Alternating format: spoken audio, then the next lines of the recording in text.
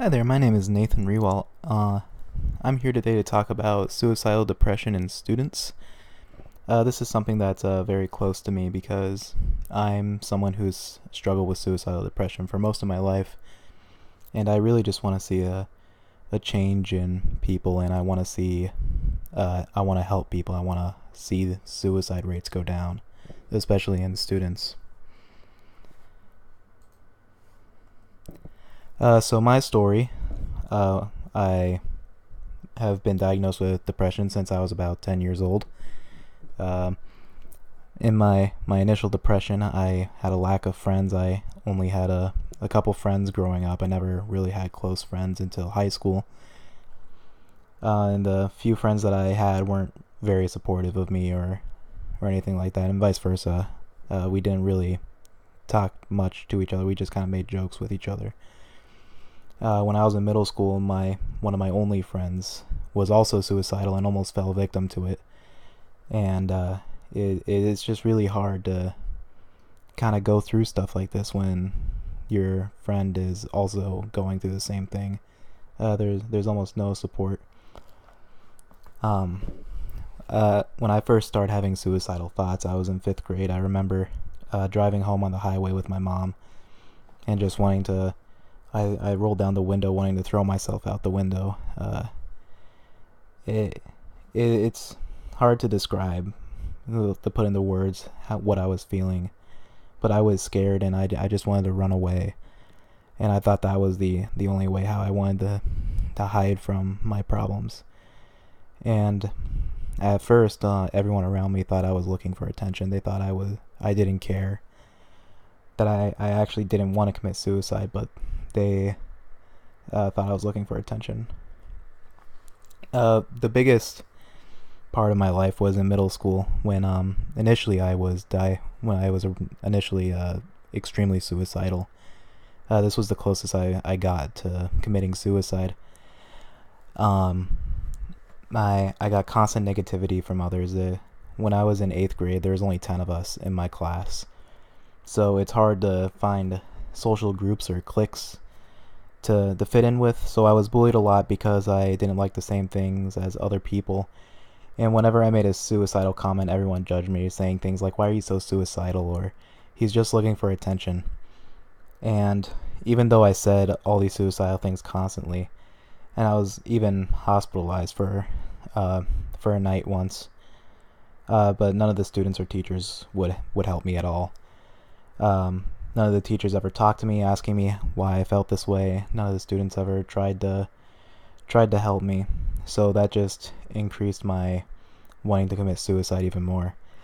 My parents are very loving and supportive, and even to this day, I shouldn't say even because they've always been supportive, no matter what I do. And they didn't think I actually was suicidal at first. They thought I was just looking for attention like everyone else. But when they found out I was serious after a serious attempt, they did everything that they could to help me. They helped me find therapists. They took everything I said seriously after that, and they were very, very supportive after that. When I was in high school, I moved from Colorado to Wisconsin when I was a sophomore, and I found a new group of friends who really cared about me and had similar interests. And I'm still good friends with a lot of those people today, even. Um, my depression, I thought, was gone for nearly 4 years. I thought I didn't have to struggle with depression anymore. I thought that I was cured, in a way, I suppose. But in all actuality, my depression was actually hidden for nearly 4 years because I was distracting myself with friends and a good time. When I got into college, I made my first attempt at college in 2016. I went to a college about an hour and a half away from where I live, and I was not a good student. I procrastinated a lot. I didn't care about classes. I showed up to classes, but I didn't really pay attention too much. I only wanted to go back to my dorm and play video games. Um, After that first year, I went to a different college for a semester. This one was in Minneapolis, so it was about 4 hours away from where I lived. And this college was like right in the heart of downtown. It was right next to the Viking Stadium, actually, so it was pretty busy. I didn't really get the chance to leave the college that often. Um, and I was in a single dorm at both of these colleges, but at the second one I went to, the one in Minneapolis, there was one night I got really angry with people around me, and I felt so lonely. I felt hopeless. I was doing bad in my classes, and I just felt like there was no hope. So, um, I remember I was just so angry. I started crying, and I uh, got the closest to committing suicide that I hopefully ever will. I could feel. I tried hanging myself. I could feel the air leaving my body.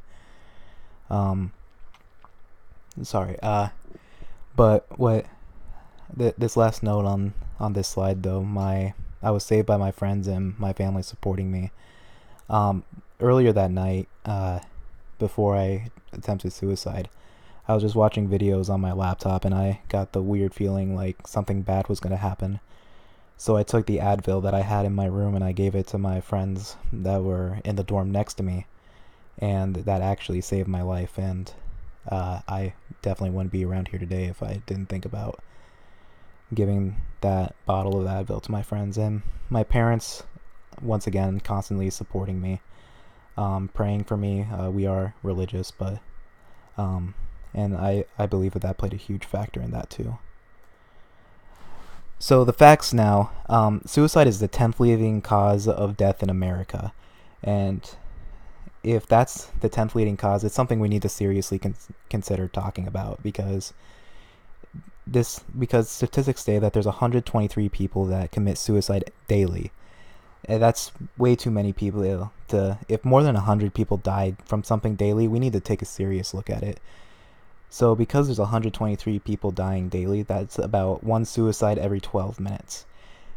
And only about half of Americans who experience depression or suicidal depression actually seek out help. And help is an amazing thing to have. It just support with family, support with friends, talking to a therapist. It's something that we all need to do. Some of the risks that might cause suicide that students are likely to deal with. I found these on the Children's Hospital website. Mental or physical illness. I do have a form of autism called Asperger's, so I got the mental illness part, I suppose. Family history of suicide or mental or physical illness.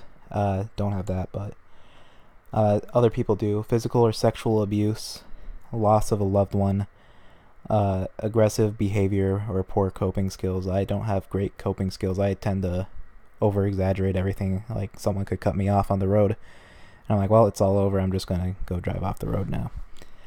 Lack of social support / loneliness. I kind of talked about this earlier on in the presentation. I didn't have a whole lot of friends when I first started wanting to commit suicide. I was very lonely. I still get lonely to this day, but you can kind of see where that comes from. Access to methods of harm like a gun or a knife. If you have, I actually know someone who did commit suicide. One of the reasons he was able to commit suicide was because there's a gun available in his house. Difficulties with sexual orientation. This is actually students who associate themselves with the LGBTQ plus community. The suicide rates for them have gone down since gay marriage has been legalized. Still a difficult thing to deal with these days, as some families don't accept same-sex marriage, or students might feel like their parents would just disapprove of them or something like that. It can be very, very stressful on them. Family issues such as divorce or separation, traumatic events. I know some people who witnessed someone die from a car accident, and it's very traumatic. So media fits a huge role in this as well. So social media, especially with cyberbullying, this has been talked about a lot. I'm sure you probably know a lot about this, but cyberbullying is very easy to attack someone when you can't see them or they don't necessarily respond to you. So people are more likely to say horrible things to people online. If you say something to someone's face, you're not as likely to say something as horrible to them as you might online.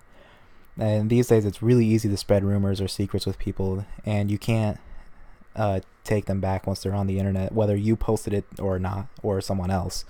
Once it's on the internet, there's no taking it back. It's just impossible. Television and movies also have a role in this. Shows that have plot points that talk about someone killing themselves, it tends to get a lot of attention. There's a show called 13 Reasons Why, where the student gets a lot of attention for killing themselves. And there's been an outcry about this for people saying that students have been committing suicide looking for attention this way. And to be honest, it's not a good way to get attention. You'll be talked about for a month or two, and then it kind of falls off the face of the earth, except for your loved ones will still talk about it, obviously, but it's not a good way to get attention. There's a lot better ways to get attention, a lot more positive ways. Well, what can we do to help the situation? There are a lot of programs that are available, some local like a therapist, or some nationwide like the Trevor Project or the Suicide Hotline. I left links to these at the end of this presentation if you're interested in either of those. Using these using these programs to help someone who you know could save their life. If you don't know someone, the problem still exists. Sometimes the problem doesn't exist for you because you don't know someone who's going through it, or you're not going through it yourself, but it still exists to the rest of the people in the world. And bringing attention to it in a way like this is one way of spreading the word. You could also donate to these programs. There's a ton of other programs I'm sure out there that you can find. Just donate to them if you want to try and make a change. Celebrities is a weird one because you don't really think about celebrities being centralized in this. But if someone's idol, or if someone who they really look up to, like on Twitter or something like that, says something about how suicide is not the answer, it might just be enough to save someone's life. Someone who really, let's use Robert Downey Jr. for an example. If he tweets something on Twitter talking about suicide, and it could save someone's life if they really respect Robert Downey Jr. and he says something about suicide, it really could. Supporting a student. We as a society, we need to ease some of the tension that we're putting on students, such as like college, or they need to find their way in life. You need to know what you're going to do when you go to college. What are you going to do to help society? Things like that. We need to stop putting as much pressure on them and have them and guide them in their own path. If you know someone personally who's dealing with these issues, just talk to them. I've had times where I've just talked to people who have wanted to kill themselves, and they just talked to me, get it off their chest, and they were fine afterwards. And sometimes it's not that simple, but it could be enough to save their life just for that day, which honestly, prolonging a life by one day is worth it, worth like 2 minutes of your time. Counseling. I can't tell you how much counseling has helped me personally.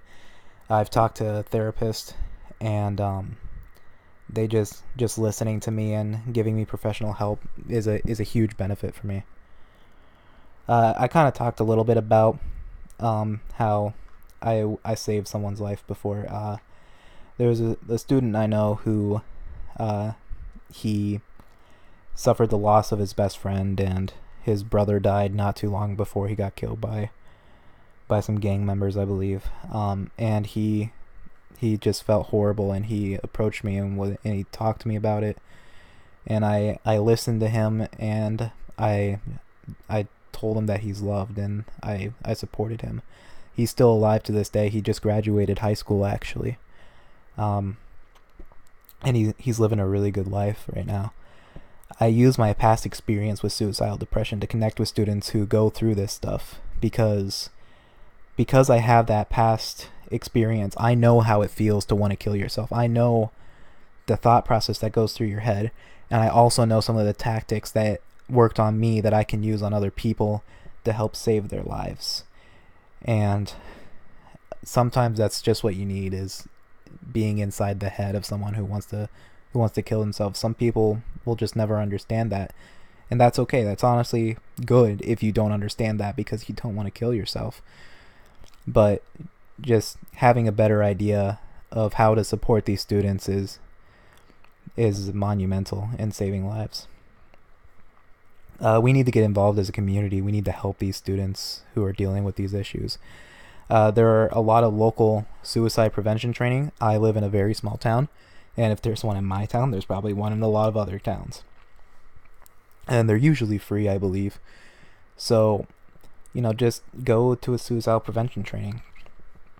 Be certified in being able to prevent suicide. Donate to programs who help reach out to students in time of need, or volunteer to some of these programs to help students. And I remember that no matter how insignificant you may feel, to someone out there you mean the whole world. So let's start acting like it.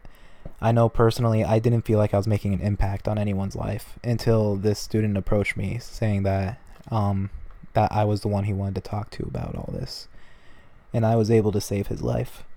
And anyone can. There's nothing special about me. It's just anyone can do it.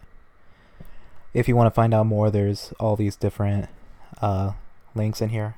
I'll leave this up for a little bit so you can check it out, or I'll leave a link to my PowerPoint so you can check it out. Thank you for listening to my presentation. I hope you got a lot out of this.